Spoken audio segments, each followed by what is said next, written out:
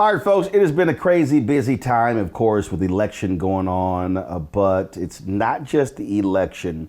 We've been covering that, but there's drama happening at CBS News, and I saw this interview with Ta-Nehisi Coates and the staff at CBS morning show that has caused a lot of drama.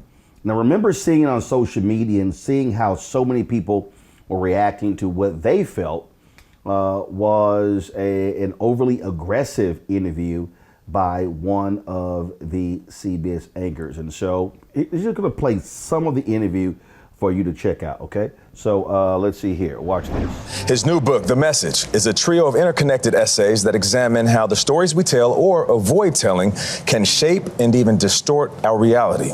In the book, Coates reflects on his emotional first trip to Africa to visit Dakar, Senegal.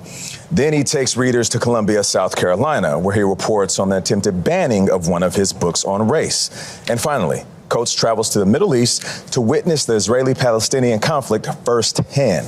Ta-Nehisi Coates, good morning. How are you doing? Thanks for having me. Good morning, guys. Yeah, thank you for joining us.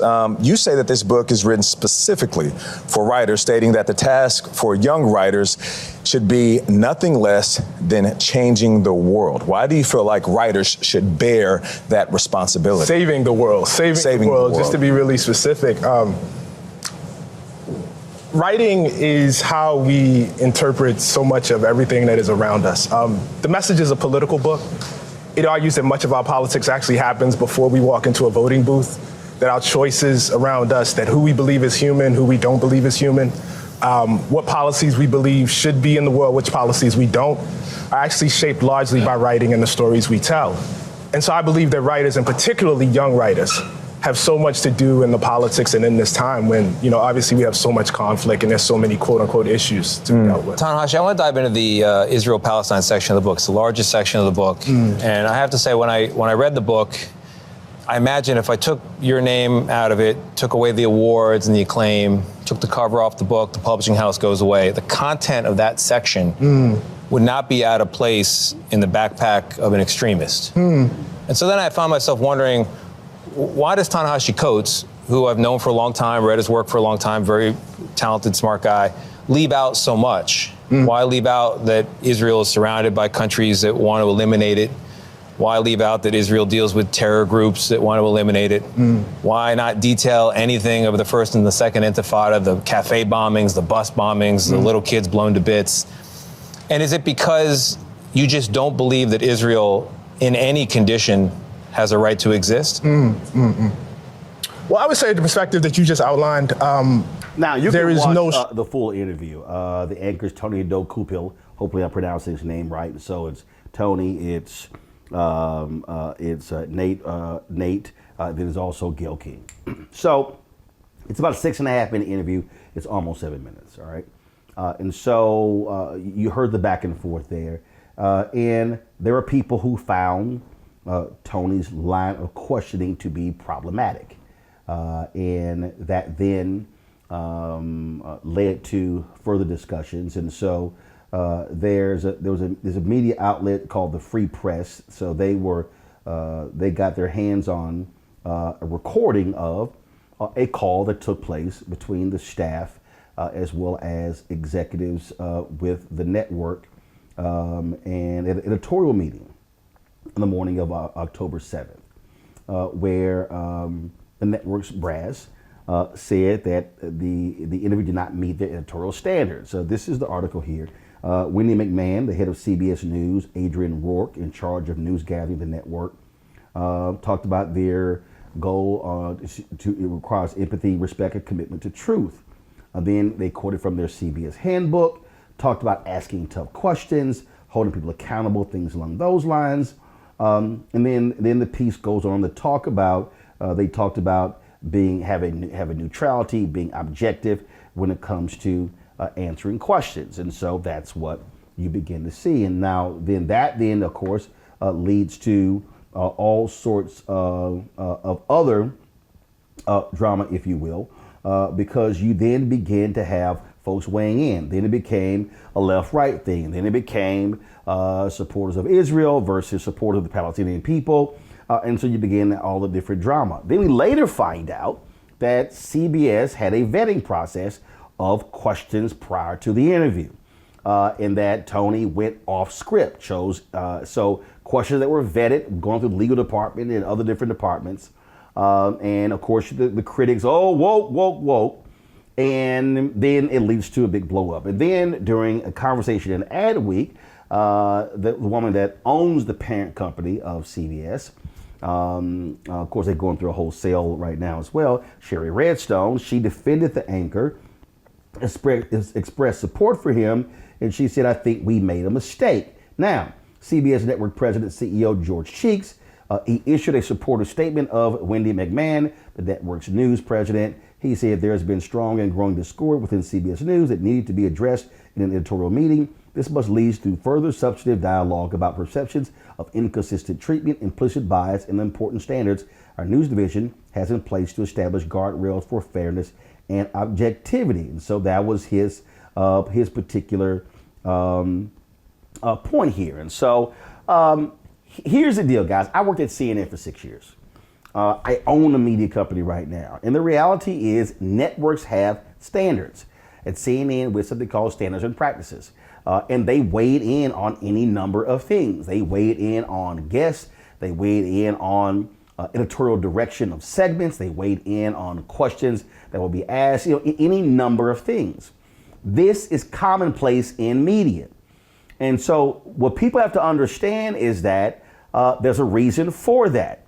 And so if Tony if actually he went off script, if he ignored the directives that had already been vetted, then yes, he violated the network's protocol. The reality is this here. If you own it, you get to set the rules. I own Roland Martin Unfiltered. I own the Black Star Network. I can do whatever I want, but I can also be sued like anybody else. And so there are things that come with that. And so within a culture like this here, if you have standards, if you have practices, if you have rules, if you have a process where questions or segments are vetted and approved, you can weigh in. You can give your perspective. You can push back as much as you want to, but once a decision is made, it is what it is. So I totally understand the people who say that they felt that his questions were out of line. Now, if you support him, I understand that as well. But what this all comes down to is if the president of CBS News, Wendy McMahon, and Adrian Rourke went through this, met with folks, and determined that it violated their standards, then that's what it did. Their job is to also protect the network.